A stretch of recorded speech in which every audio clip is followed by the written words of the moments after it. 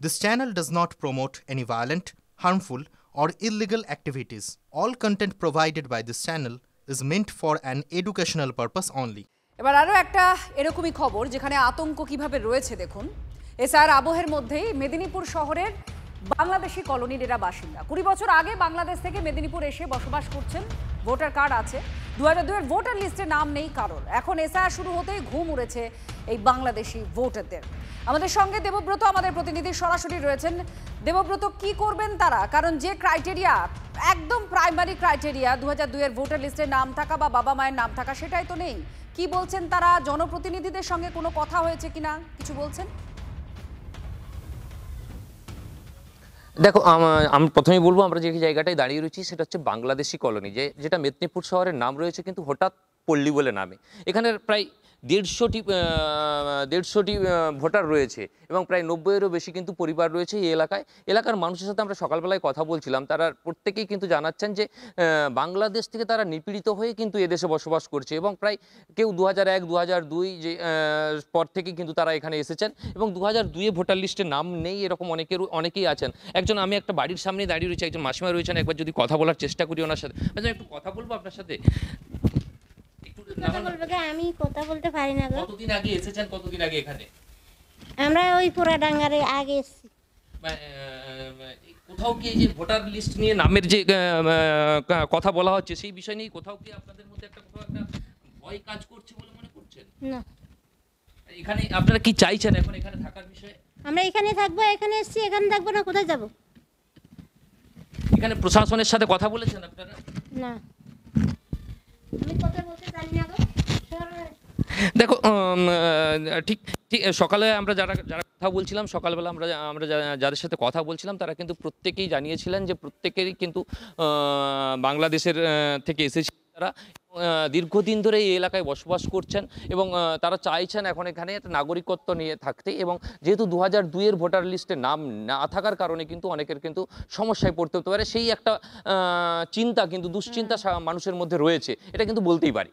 ধন্যবাদ। দেবব্রত আমাদের প্রতিনিধি ছিলেন এই অঞ্চলে, যে অঞ্চলটি মেদিনীপুরের বাংলাদেশি কলোনি। এই জায়গাটা মেদিনীপুর শহরের এই বাংলাদেশি কলোনির বাসিন্দাদের ঘুম উড়েছে। তার কারণ 20 বছর আগে বাংলাদেশ থেকে তারা এলেও 2002-এর ভোটার লিস্টে নাম নেই কারো, আর সেখান থেকেই তাদের দুশ্চিন্তা, এসআইআরে পর তাদের নাম থাকবে তো।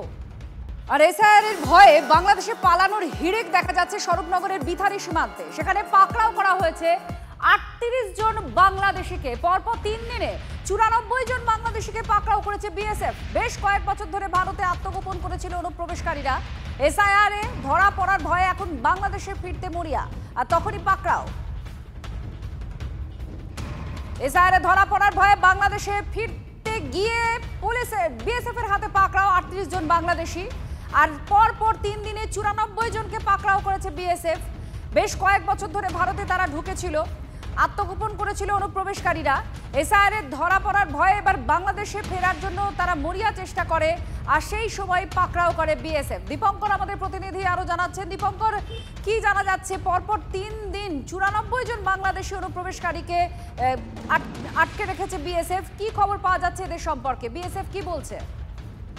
দেখো, আজকে যে ঘটনা ঘটেছে তাতে আরো 38 জনকে বাংলাদেশিকে ধরেছে বিএসএফ। স্বরূপনগর বিথারি এই এলাকা থেকে তারা পালিয়ে যাওয়ার চেষ্টা করছিল, বাংলাদেশে তারা আগে এসেছিল এবং বেশ কিছুদিন ধরে এসে তারা এখানে বিভিন্ন জায়গায় কাজ করতো।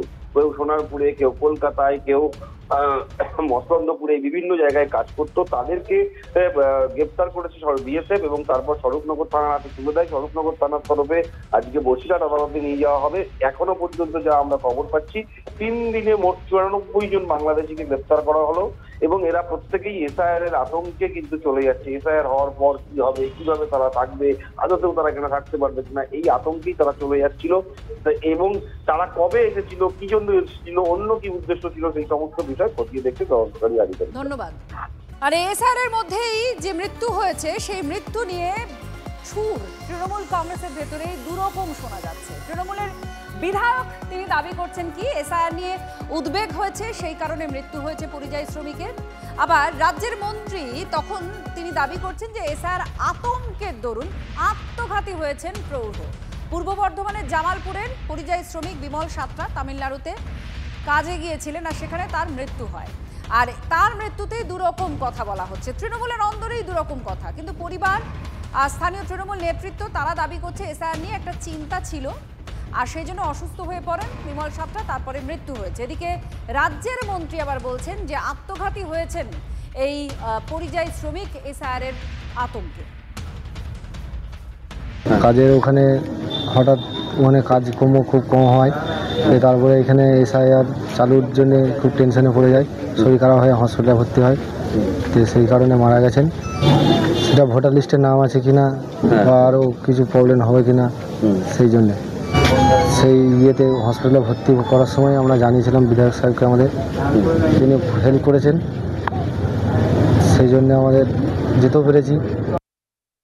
সরকার যেটা ঘোষণা করেছে সাধারণ মানুষ একটু ভয় আছে, যারা এই বিষয়টা নিয়ে ততটা সচেতন নয়, প্রত্যেকেই ভয়ের মধ্যেই আছে। ওই যে আমার এলাকায় এই এসআইআর নিয়ে হচ্ছে তখন উনি টেনশনে পড়ে যান, যে টেনশন অবস্থায় উনি হসপিটালে ভর্তি হন, ওখানে উনি মারা যান।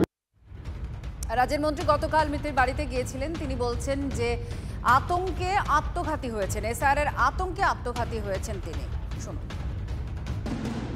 এসআইআরের আতঙ্কে তো বহু মানুষ তাদের আত্মহত্যা করছে। বর্তমানে জামালপুরে নবগ্রামে এগুড়িয়াপাড়ায় বিমল সাঁতরা আত্মহত্যা করল।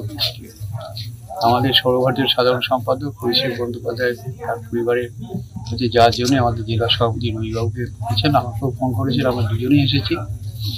আর এর জন্য দায়িত্ব নির্বাচন করেছে, যেভাবে করা হচ্ছে আতঙ্কে দেখতে পাচ্ছেন। এর আগেও বহু আত্মহত্যা করেছে, বর্তমানে আরেকজন আত্মহত্যা করেছে। গরিব মানুষ, আমরা তার পরিবারের পাশে আছি এবং এসআইআরের নির্বাচন কমিশনের জন্য দায়ী বলে মনে করি। এই ঘটনাটা প্রমাণ করে এর আগে তো অনেকে মারা গেছেন, আত্মহত্যা করেছেন, দেখছেন তো আপনার কাগজে। আজকে বর্তমানে এটা হলো। উনি পরিযায়ী শ্রমিক হিসেবে তামিলনাড়ুতে কাজ করতে গিয়েছিলেন, কিন্তু এরই মধ্যে এসআইআর এর কথা সবাই জানতে পেরেছেন, বিশেষ করে যারা বাইরে আছেন, এবং আতঙ্কেই ছিলেন যে তাদের নাম হয়তো বাদ চলে যাবে, হয়তো দেশ থেকে চলে যেতে হবে। এই চিন্তার মধ্যেই তিনি আত্মহত্যা করেছেন। পোস্টমর্টম রিপোর্ট বলেছে যে উনি বিষ পান করে আত্মহত্যা করেছেন। আর কেউ মারা গেলে এসআইআরকে দায়ী করে দেওয়া হচ্ছে, তৃণমূল কংগ্রেস দায়ী করছে, পাল্টা দাবি করছে বিজেপি। জায়গা থেকে ভারতীয় জনতা পার্টির প্রত্যেকটা কার্যকর্তা সমস্ত মানুষের জন্য পাশে থাকে এবং আছে, মানুষকে আশ্বস্ত করছে। আর তৃণমূল তাদের ময়দান সরে যাচ্ছে, আতঙ্কিত, কে কোন পরিস্থিতিতে মারা যাচ্ছে। দেখুন, কালে কোনো শ্মশানে এসে বসে থাকবে, শ্মশানে এসে বসে ওদের একটাই কাজ হবে যে দাবি করবে যে এটাও এসআইয়ের জন্য মরেছে, কিন্তু আদৌ সেই বিষয়টা নয়। উনি হয়তো অন্য কোনো কারণে, হয়তো শরীরের কোনো রোগগ্রস্ত কারণে বা কোনো কিছু প্রবলেমের জন্য হয়তো মারা যেতে পারে, তাই এসআইআরটা নিয়ে হতে পারে না। কিন্তু তৃণমূল আতঙ্ক ছড়াচ্ছে, তাই তাদের মুখ দিয়ে এই কথাটা বেরোচ্ছে। তারা যদি আতঙ্ক না ছড়ায়, সাধারণ মানুষ কিন্তু আতঙ্কিত নয়। এসআইআর নিয়ে একটা আতঙ্ক তৈরি করা হয়েছে, ঠিক এর আগে যেমন এনআরসি নিয়ে একটা আতঙ্ক তৈরি করা হয়েছিল। এনআরসি নিয়ে যেমন আতঙ্ক তৈরি করা হয়েছিল, তেমন করে এসআইআর নিয়ে একটা আতঙ্ক তৈরি করা হয়েছে। এটা কেন করলো? এটা কেন করলো? এই আতঙ্কটা তৈরি করেছে মানুষকে বিভ্রান্ত করে বিপর্যস্ত করার জন্য, এবং এর দায় অবশ্যই নির্বাচন কমিশনকে নিতে হবে।